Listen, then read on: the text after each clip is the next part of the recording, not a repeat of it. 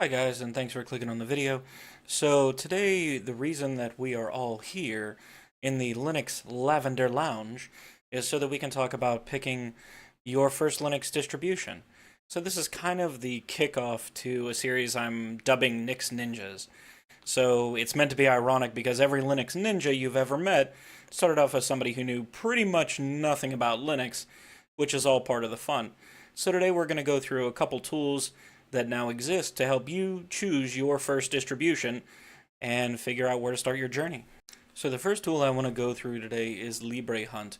LibreHunt was written by a 15-year-old named Avi. I'm not going to try and pronounce his last name. Avi, I'm sure you understand. Anyways, Avi is a very cool person, and we're going to scroll through the site a little bit and see what he put together. Really, a lot of what's on this site is stuff, if you're watching this video, you probably already know. You know, why you would choose Linux over Windows or Mac. Obviously, there are security benefits. It's much faster. You can set yourself up to be much more secure, far less tracking. Obviously, it's open source, things of the like. So, anyways, let's actually go through here and we'll actually take the test just for fun, and you guys can see kind of sort of what I would pick. So, obviously, I will pick, we'll say medium. So I don't have super old hardware, so we'll say that doesn't really matter. I like timely updates, so let's say we want them as they come. I do not care if it looks like Mac or Windows, so let's go with none. I'm not overly concerned about touch support, so let's go with doesn't matter. I do not need extreme levels of security, so we'll go with nope. Popularity plus more support. It doesn't have to be super popular, so let's go with no. And appearances. So I love customizing the heck out of my desktops, things of the like, so let's go with yes. And so we'll submit the answers. So let's scroll through and see what the tool actually found. So apparently it's recommending Farron OS, Manjaro, Deepin. What else is here? Zorin, Puppy, Bodhi Linux.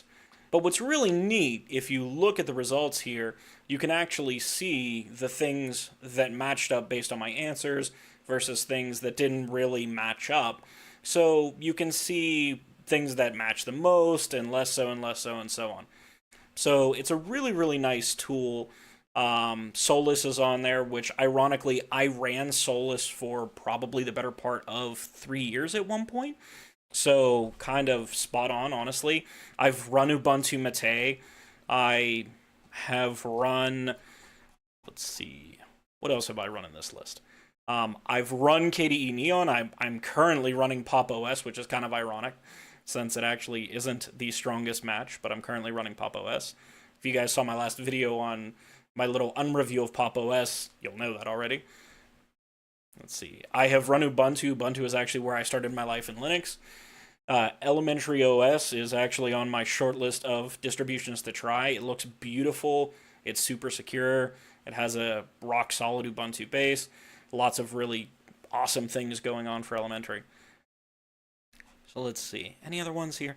So, anyways, I thought that that would be kind of interesting to just run through this. Again, of the two tools, this is probably the easier of the two, and I feel like this is slightly broader strokes, but honestly, based on these results, this is actually really, really, really close to distros that are very near and dear to my heart and that I've run in the past, including Manjaro, actually. So the second tool that I want to look at here was distrochooser.de.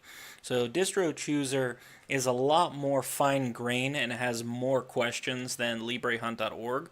So if LibreHunt.org is broad strokes, DistroChooser.de digs a little bit deeper under the surface. So because there's so many questions, I actually went through and did these prior to shooting this part because I didn't want to have you guys sit here and watch 8 million things pop up. But that said, let me scroll through some of the results here, since you can get an idea of some of the questions they'll ask and categories that they broke them into. So it looks like it didn't actually save my test results. So that said, in any event, this is a much more fine-grained test than LibreHunt.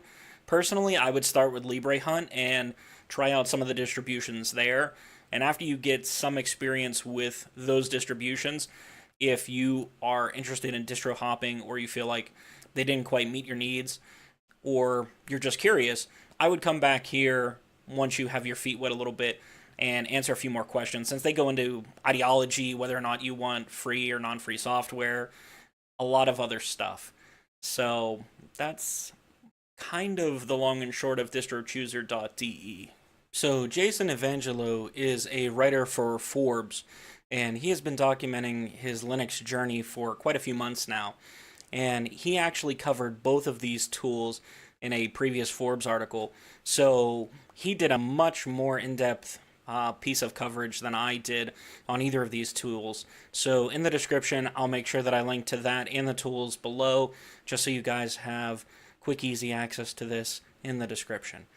That said, hopefully this was really helpful for you guys and gives you a starting point for the myriad of different distributions you guys would like to use. In subsequent episodes, we're going to talk about different desktop environments. We're going to talk about some of these specific, more beginner-targeted distros that I think would be really useful to new folks to their Linux journey, and see where that kind of goes. That said, if you guys use either of these tools and you're still not sure where to go, drop me a line on Twitter, shoot me an email, ray@shikmo.io, and I'll be more than happy to try and point you in the right direction with the information you guys give me. So thanks very much. Hope this was helpful. And again, I've been Shikmo. Hope you guys have a great day.